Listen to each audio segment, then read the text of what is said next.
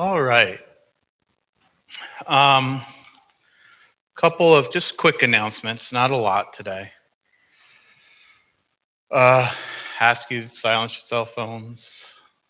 Um, Sandy's Bible study will be starting Tuesday. So this coming Tuesday at 1:30. And she says she's going to be talking about Daniel and his visions and his prophecies and his dreams. And so you are welcome to come and be a part of that starting Tuesday. It'll be here in the sanctuary at 1:30. Um, and then this coming Sunday is Mission Sunday. Well, we'll just, if you haven't given your missions offering, we'll take it up this Sunday. And it's just a chance for us to support our missionaries and the works that they're doing around the world. So, and then I have one more announcement before we get into Second Kings. Roberta's Simmons' cousin called and left a message, so I was able to get the correct phone number for her. So I was able to talk with her today. Roberta is being cremated. So she was not last Sunday, 2 Sundays ago now. She wasn't feeling well. And she just had what she thought was a chest cold. So she just stayed at home. Her cousin had talked to her on the Wednesday, and I guess she wasn't doing great, but she didn't really want to go to the doctors or anything. And then either Wednesday night or Thursday, she ended up calling emergency services. They wanted to take her to the hospital. She did not want to go to the hospital. And then I think Thursday or Friday, she passed away. So they think it was related to whatever chest cold she was having, and it just was worse than what she thought that it was. Um, so there will be a memorial service this Saturday at the Anderson Campbell Funeral Home, which is right down the street. If you pull out of the driveway here and make a right, once you go past the Heritage, that little strip mall or whatever it is, it's on your right hand side. Okay, across from the fire station. Okay, it is not a. It is only going to be family and the church. If there's people here in the church who would like to go, you're invited to go as well. And it's at 10 o'clock, 10 a.m. Saturday morning. Okay. So her son really didn't want a large service. I think he has maybe some anxiety or whatever about large. So he just wanted to keep it small and private. But because of the fact that we did know her, they wanted to invite us as well. So, okay. If you have any questions, you can see me, or you can probably, she does not have an obituary listed online. They really didn't want that for her. So it's really just very small. Okay. All right. So if you have any questions, you can see me afterwards and maybe I can answer them. So other than that, I don't have any other announcements. And we're going to get into today's Bible study. We are looking at 2 Kings, and I'm going to try to get through 6 and 7 today because they really do kind of go together. Okay. Let me do a review if you're looking for it in your Bible, let me do a review while you look. The last 2.5 chapters, we have been talking about Elisha's miracles. We have seen how he has performed many miracles of healing. He brought someone back to life. He prophesied that there would be water in a desert, and the next morning there was water. He detoxified stew. Took the poison out of the stew. He multiplied food. Some of these miracles were done in his presence. Some of these miracles were done. He told like Naaman to go dip in the Jordan River 7 times, but he wasn't with Naaman when he was healed. So some were healing at a distance. And we even see that even with his servant, he calls down a curse from God on his servant. And we saw about that with the bears, right? When the kids were making fun of him for being bald, you know? So, so that we've talked about all those things the last couple of weeks. We still have a few more chapters that are concentrated, centered around Elisha. And so today we're going to talk about 2 of them if we can get through both chapters today, okay? So with that being said, let's look at 2 Kings chapter 6, and let's read the first 7 verses together. The company of the prophets said to Elisha, "Look, the place where we meet with you is too small for us. Let us go to the Jordan where each of us can get a pole, and let us build a place there for us to meet." And he said, "Go." Then one of them said, "Won't you please come with your servants?" "I will," Elisha replied, and he went with them. They went to the Jordan and began to cut down trees. As one of them was cutting down a tree, the iron axe head fell into the water. "Oh no, my lord," he cried out, "it was borrowed." The man of God asked, "Where did it fall?" When he showed him the place, Elisha cut a stick and threw it there and made the iron float. "Lift it out," he said. Then the man reached out his hand and took it. So this miracle isn't about showing off Elisha's miracle arms, miracle muscles. It actually is it's a miracle of just very practicalness. Okay, so we'll talk about that a little bit. So Elisha has joined the company of the prophets for right now. He's meeting with them, and they're like, "We don't have enough room." Or the company of the prophets apparently is growing, and they're like, "We don't have enough room anymore to meet with you where we are. Join us as we go and harvest some lumber, and we're going to build a place that's larger for us to meet together."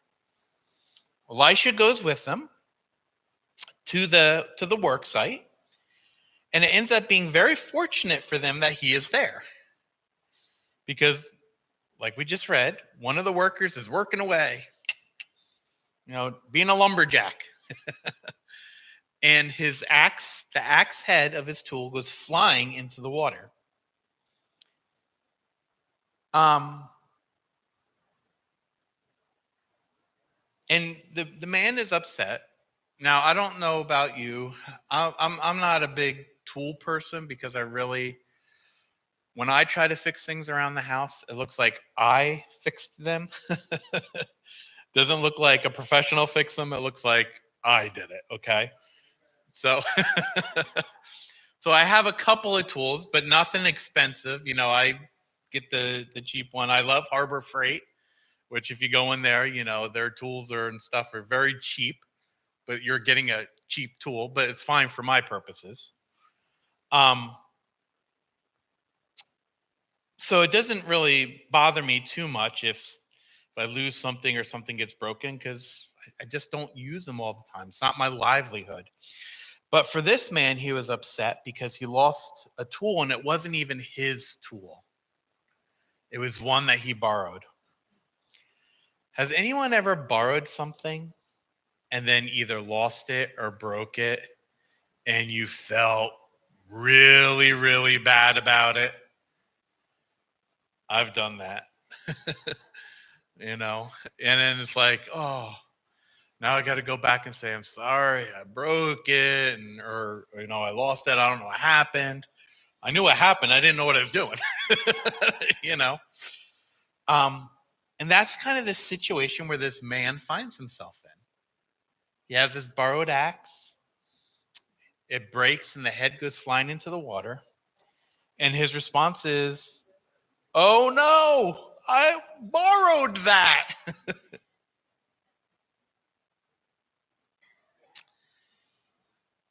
And you know what I take notice of and I thought about as I read this? Even though this is kind of a trivial thing, right? It's not a big spiritual issue right here. Even though it's a bit of a trivial thing, God cares about enough about it that he performs a miracle. He uses Elijah, and the axe floats. And you know what I thought to myself too as I was thinking about this? It's in the middle of a river, so there's a current. So when it floats, he says just reach out and grab it. So it's not like it floats to the top and then floats away either. There's not just the miracle of now this iron tool is floating, but that it stayed right there for him to grab. And so I just thought it was something interesting for us to take note of, and hopefully it's something that boosts our confidence when we pray, that nothing is too small for us to bring it to God. He cares about all aspects of our lives. So let's keep reading. After this miracle, we kind of have a shifting of the scene. So let's start at verse 8. Now the king of Aram was at war with Israel. Now, in case you haven't noticed, it seems like Israel is always at war with one of the nations around them. And that seems to be true even today, But now the king of Aram was at war with Israel. After conferring with his officers, he said, "I will set up my camp in such and such a place." The man of God sent word to the king of Israel, "Beware of passing that place, because the Arameans, I said it wrong, the Arameans are going down there." So the king of Israel checked on the place indicated by the man of God.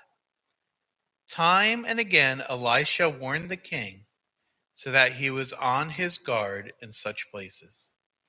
So when it talks about the man of God, it's referring to Elisha. Okay. The Aramean king is trying to set up these ambushes for the Israelite army so that they can conquer, take the army by surprise and then be able to win the battle and progress in their war.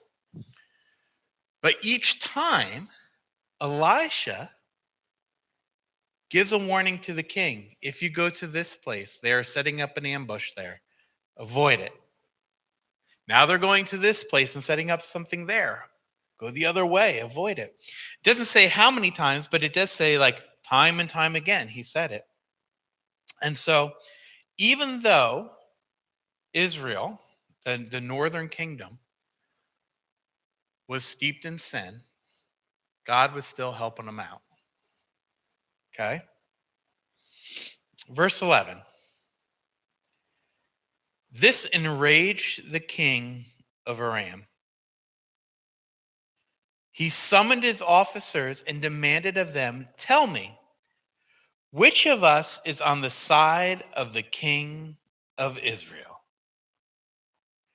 So now the king's getting frustrated. He's like, every time I come up with a plan, like somebody warns them, who in my court is the mole?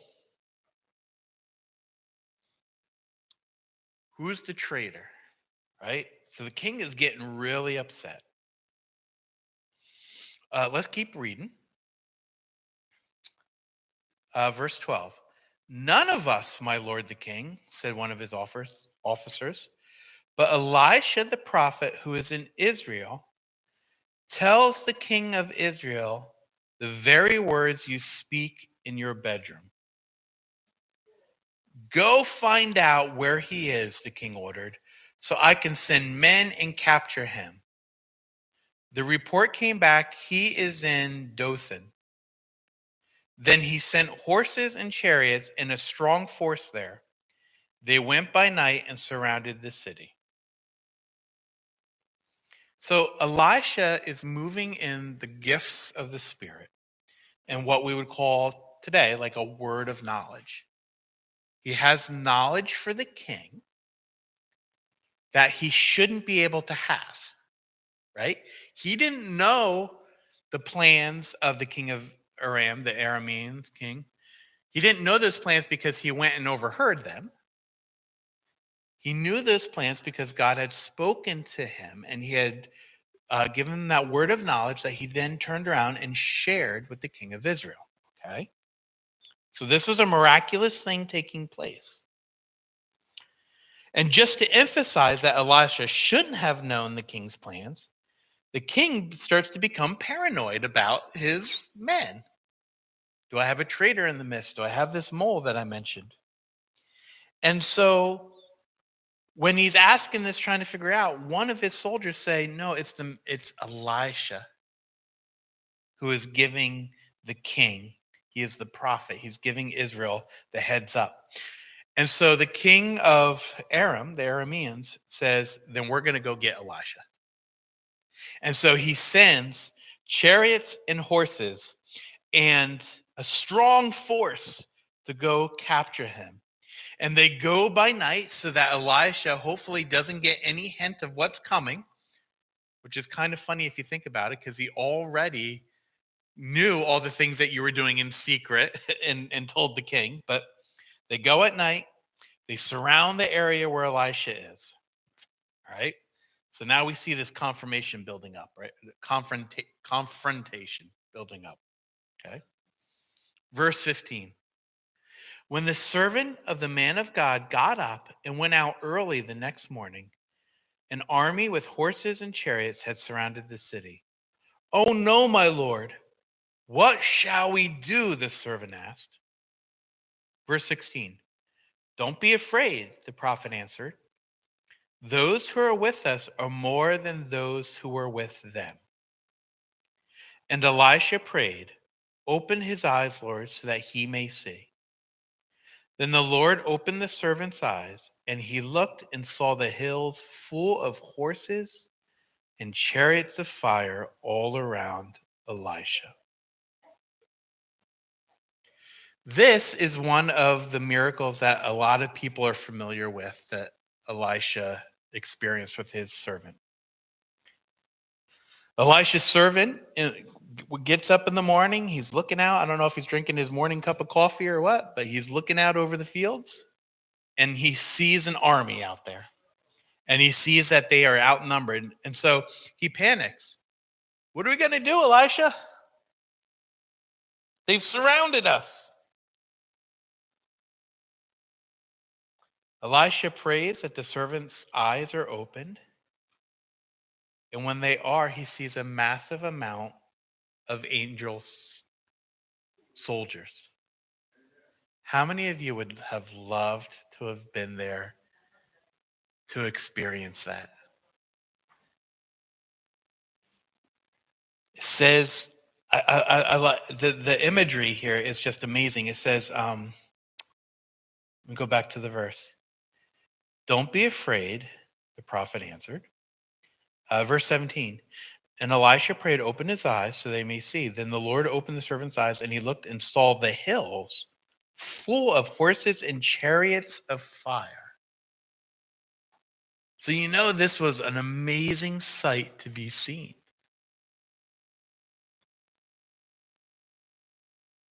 There's these spiritual beings at work,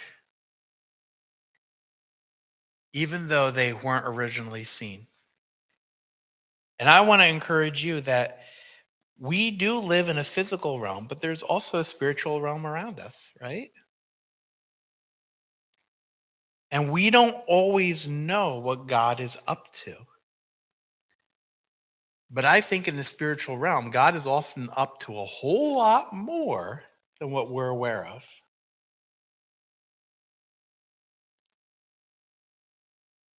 Um, I think there's probably spiritual battles that are raging around us that we're even unaware of. And I think this miracle demonstrates that just because we don't see what God is up to doesn't mean that God isn't up to something. The spiritual realm is real. There was a series of books, I don't know if you've read them, that kind of, they're fictional, Christian fiction books. But um, if things like this, like captures your attention, your imagination, and you find amazing talking about how the spiritual world is going on around us, there was an author named Frank Peretti, and he wrote a series of books. I think it was 2 or 3 books. This Present Darkness. Trying to remember what the other 2 were called. But if you ever get a chance to read them, he talks about, like, the whole point of the book is these believers who are going about their day and are facing different challenges, and the spiritual forces. He tries to describe those things about what's going on um, all around them that they're not even aware of. So if you ever get a chance, it might be an interesting read for you. It might be something that encourages you. It is fictional, but but he is a Christian author. So, okay. And now we're going to go from a miracle of eyes being opened to a miracle of eyes being closed. Let's read verse 18. As the enemy came down toward him, Elisha prayed to the Lord, strike the army with blindness. So he struck them with blindness as Elisha had asked. Elisha told them, this is not the road and this is not the city. Follow me and I will lead you to the man you are looking for. And he led them to Samaria, which is the capital city of the northern kingdom of Israel, right? After they entered the city, Elisha said, Lord, open the eyes of these men so they can see. Then the Lord opened their eyes and they looked around and there they were inside Samaria. So in other words, Elisha prays, they're blinded. He leads them into the capital city where all the king's guards and men are. He's like, oh, I can take you to where Elisha is. Come follow me. And he leads them into this area. They close the gates, and now the entire army is in the king's not possession, in the king's hands, and his army, and is apprehended. Okay. um, what a different miracle! Like, you go from the miracle of the eyes being open to now the miracle of the eyes being closed. It's like these contrasting things where in God's righteousness, he makes the servant aware. In punishment for their disobedience and their in judgment of them coming against the man of God, they're blinded.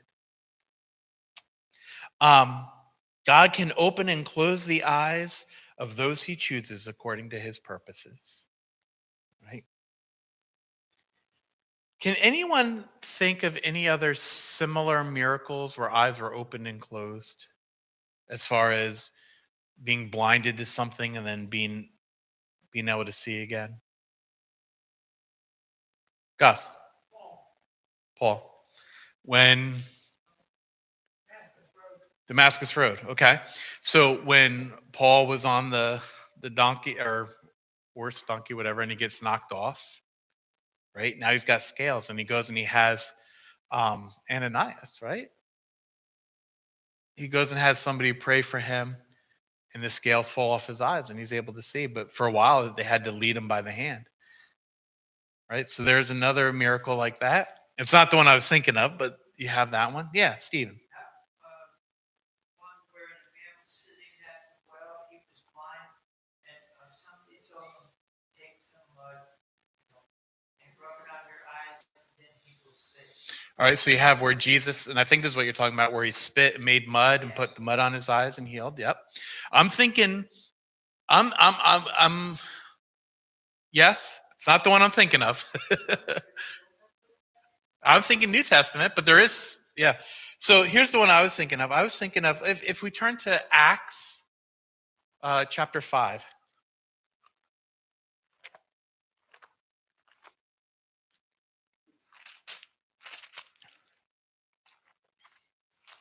Those are all, I mean, this isn't the right answer. This is just the one that came to my mind, by the way. Acts chapter 5, verse 17. Then the high priest and all his associates, who were members of the party of the Sadducees, were filled with jealousy. They arrested the apostles and put them in the public jail. But during the night, an angel of the Lord opened the doors of the jail and brought them out. Go stand in the temple courts, he said, and tell the people all about this new life. At daybreak, they entered at the temple courts as they had been told and began to teach the people.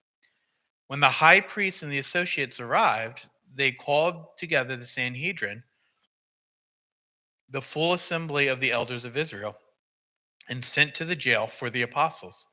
But on arriving at the jail, the officers did not find them there, so they went back and reported.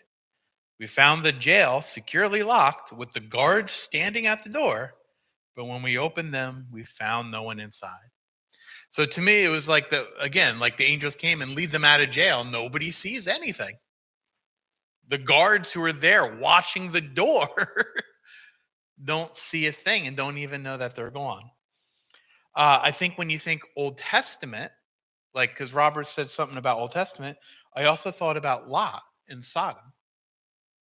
When the angels came to Lot's house to rescue him and his daughters and son-in-laws and his wife, and not son-in-laws, because his daughters weren't married, but when they came to lead him out, all the people came and wanted to basically assault the angels, right? And the angels struck them blind, and they couldn't find the door that was right in front of them. So there is quite a few examples in Scripture where, as judgment, there is a striking of blind, and there's also miracles of opening of eyes. And so this is kind of like a theme throughout Scripture. And, I kind of use that in my mind when I'm praying for my lost loved ones. God, open their eyes to see the reality of the spiritual world. So we have this contrasting miracle, right? The opening of eyes versus the closing of eyes. Let's continue reading. I left off at verse 21. When the king of Israel saw them, he asked Elisha, "Shall I kill them, my father? Shall I kill them?" Now, that doesn't mean that Elisha was the king's father. It was just a term of respect. Okay, so he wasn't saying literally, "Elisha, you're my dad. Should I kill him?" But a term of respect and honor for his position. "Do not kill them," he answered, verse 22. "Would you kill those who have captured with your own sword or bow? Set food and water before them so that they may eat and drink and then go back to their master." So he prepared a great feast for them, and after they had finished eating and drinking, he sent them away, and they returned to their master. So the bands from Aram stopped raiding Israel's territory. The men are spared, which is a whole lot more than what they would have done for Elisha, right? But if you think about it, this is kind of like a big act of humiliation for the king of Aram. You sent all these armies to capture one guy. This one guy prays and they're all blinded. He leads them into the city. They can see again. And he doesn't hurt them. But they very well could have all been taken capture and been killed. But instead, they feed him, send him home to the king. And the king kind of gets the message. Let's not mess with Elijah. Right? At least for now. So a little bit humiliation for the king that his entire army couldn't defeat one guy. And that one guy ends up sending them all home well fed as a message to the king of, okay, we're not playing this way today, okay? So another really awesome miracle by Elisha. You know? Yes, Stephen. Can you give us a quick example how powerful one angel is? Boy, I don't know if I can answer that question. There isn't anywhere in the Bible that describes the power of one angel. I think one thing you need to remember about the angels is they are created beings. So they are not nearly as powerful as God. Okay? Because they're created. So sometimes we get confused and think that the angels or Satan, who was an angel, is as powerful as God. He is not as powerful as God. So, but what are we going to say, Sandy?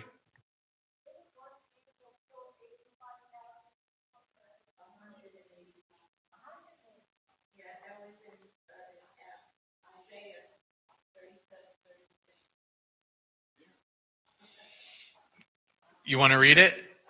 Do you have it or?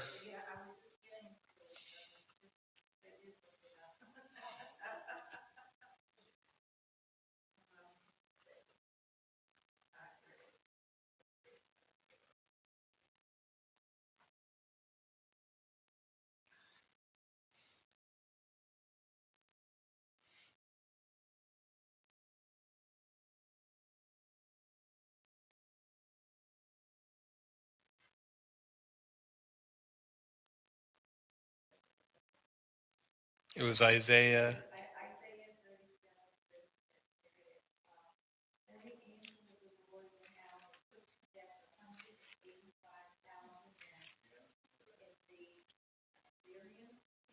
Mm-hmm.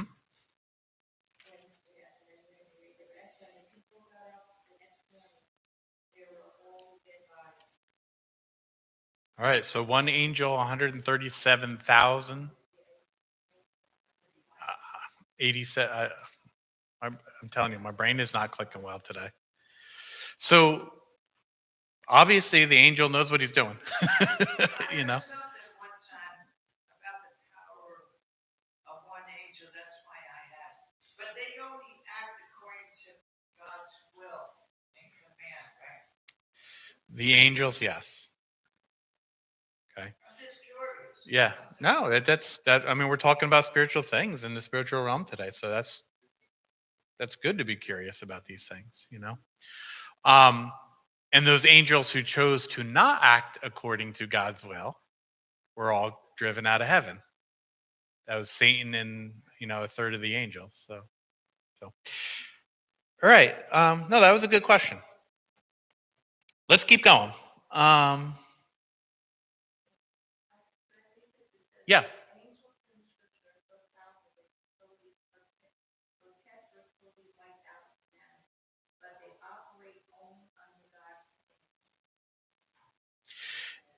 And if I'm trying to think of some specific examples. The taking care of the the army was a good one.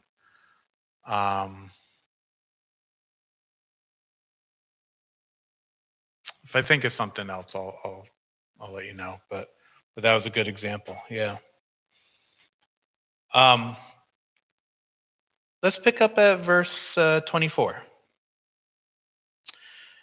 Sometime later, Ben-Hadad, king of Aram, mobilized his entire army and marched up and laid siege to Samaria.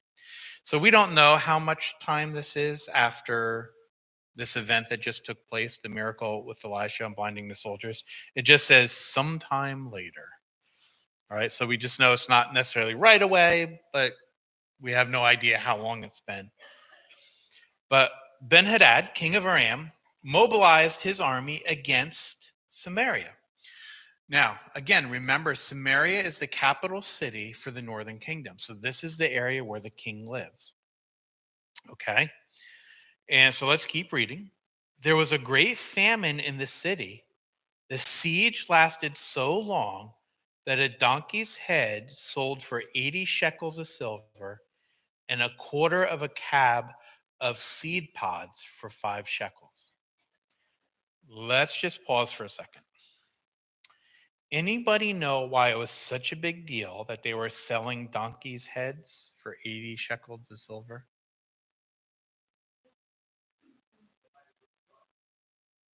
What? A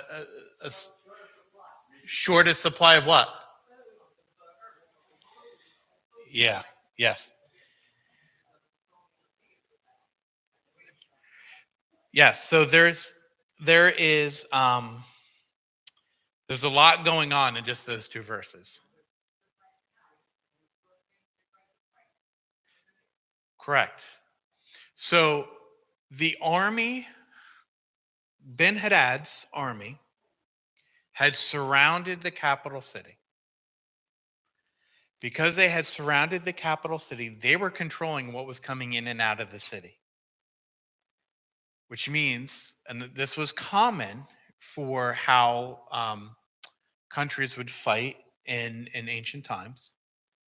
And basically what they were doing is preventing food from coming into the city and was starving out the people. Okay? So as they're starving out the people, it got bad enough, and we're going to actually read a little bit more about how bad it was, that the Israelites would take a donkey's head and sell it for food for 80 shekels. Now, already, I'm going to be honest, a donkey's head does not sound appetizing to me. Okay? Doesn't even sound like there's probably that much meat on there, right? Yeah. Donkey brain. Ugh. But if we can just turn to Leviticus, I don't think I put it up there. Leviticus chapter 11. Genesis, Exodus, Leviticus. So 3rd book of the Bible. And Leviticus contains a lot of the laws, a lot of the ceremonial laws for the people. And if you look at Leviticus chapter 11, Leviticus chapter 11, verses starting at verse 3.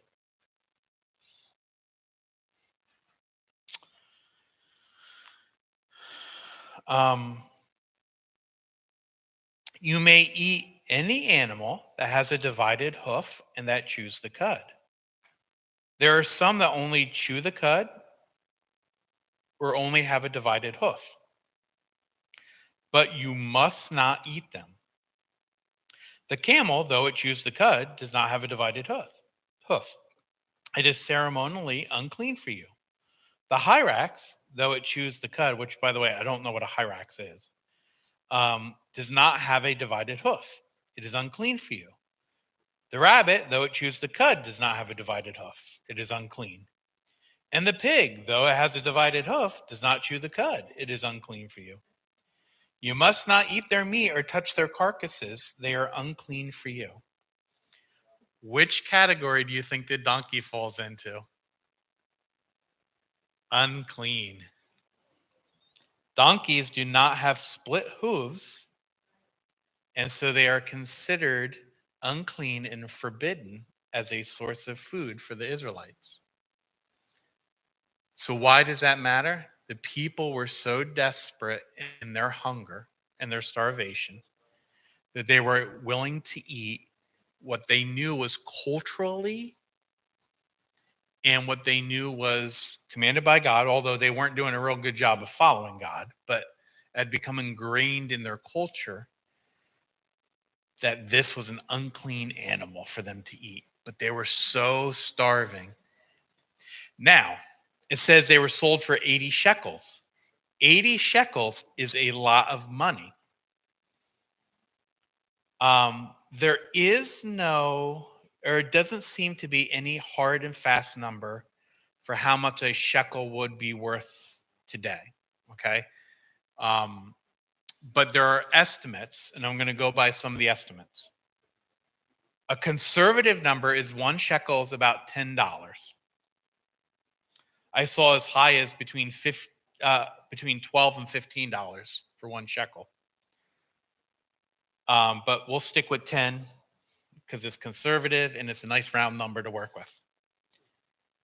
So they're selling unclean meat to eat at 80 shekels or about $800. They were starving and they were desperate for food.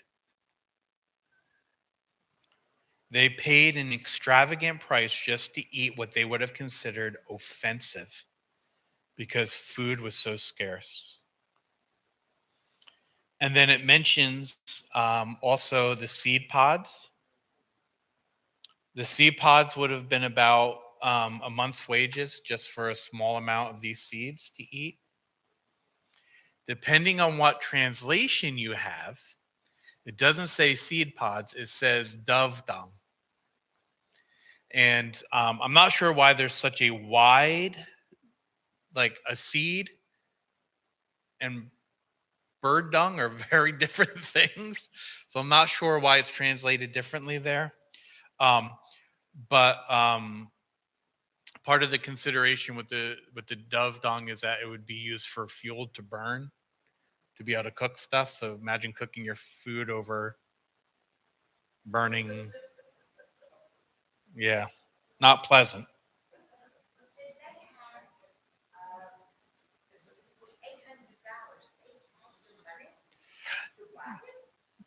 So many of them didn't.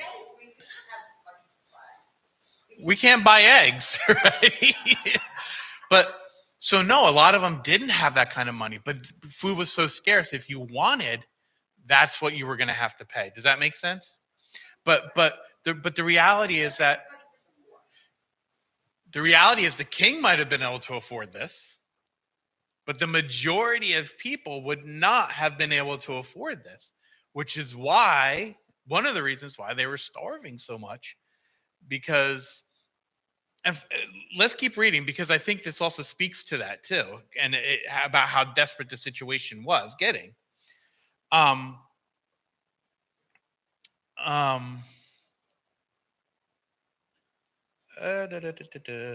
did I leave off? Let's look at verse 26, 2 Kings 6:26. As the king of Israel was passing by on the wall, a woman cried to him, "Help me, my lord the king." The king replied, "If the Lord does not help you, where can I help you from? From the threshing floor, from the winepress, both of which at this point would have been empty." So he's basically saying, if God's not helping you, how do you want me to help you? You know, our threshing floor, which is where they would do the wheat, that's empty. The wine press, where they would take the grapes and make wine, that's empty. 28, then he asked her, "What's the matter?" She answered, this is a little gruesome, so just beware. She answered, "This woman said to me, 'Give up your son so we may eat him today, and tomorrow we'll eat my son." So we cooked my son and ate him. The next day I said to her, "Give up your son so we may eat him." But she had hidden him. Can you imagine being so desperate for food that you're willing to cook your own children to eat them?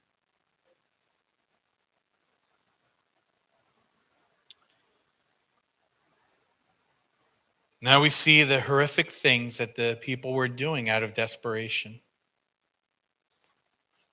But you also have to remember, to some degree, and this is not justification, but these are people who believe that child sacrifice pleased their false gods and idols too.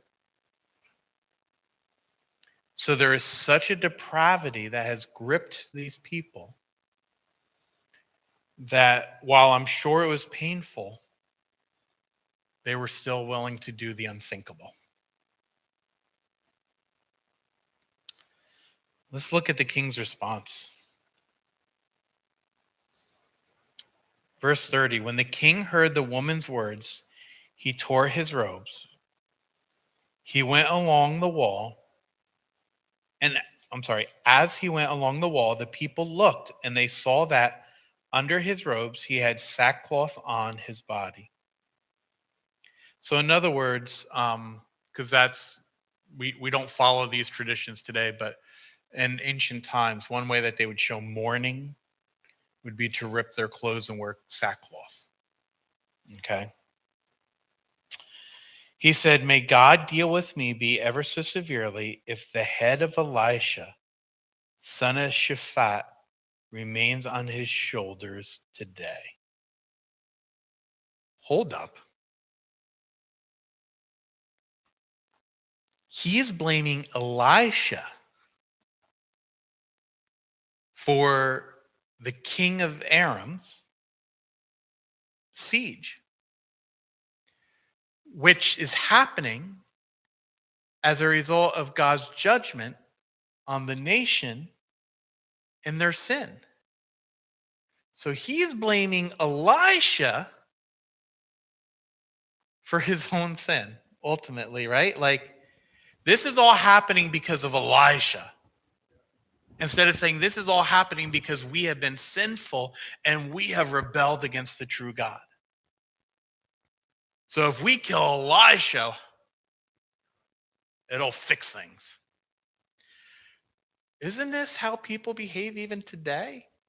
They don't take responsibility for their own choices and their own actions and their own decisions. And they'll blame. So court, you can watch court proceedings on like YouTube and stuff.